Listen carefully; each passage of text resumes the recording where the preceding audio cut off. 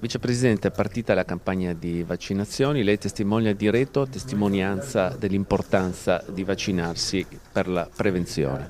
Beh, la cultura della prevenzione è importante, noi oggi avviamo questa campagna che deve essere prima di tutto un fatto culturale e ricordiamo come l'anno scorso ci siano state delle condizioni di difficoltà che hanno colpito cittadini di questa regione. Complessivamente abbiamo raggiunto per gli over 65 un obiettivo di quasi il 55%. Questo non si rivolge soltanto alle persone che hanno superato i 65 anni, ma anche a quelle che non hanno raggiunto i 65 anni ma hanno delle patologie sulle quali noi riteniamo di raccomandare la vaccinazione.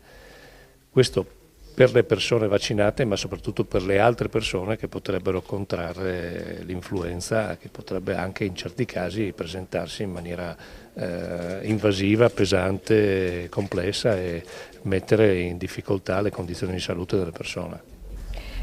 Gli operatori sanitari, voi avete il controllo, dite che sono circa l'11% che si sono vaccinati l'anno scorso, come potreste fare per incentivare questa percentuale? Non c'è un obbligo di questo tipo di vaccinazione, noi raccomandiamo a tutti coloro che hanno un'attività professionale che si presenta a contatto con il pubblico di fare questo tipo di vaccinazione e lo facciamo anche nei confronti degli operatori sanitari, ben sapendo che questo non può essere un obbligo, quindi ci raccomandiamo dando l'esempio noi per primi. A livello politico, cioè il tema politico sui vaccini se ne è discusso tanto, soprattutto per i 10 vaccini obbligatori. Lei ha sempre detto che l'obbligo non può essere la soluzione, giusto?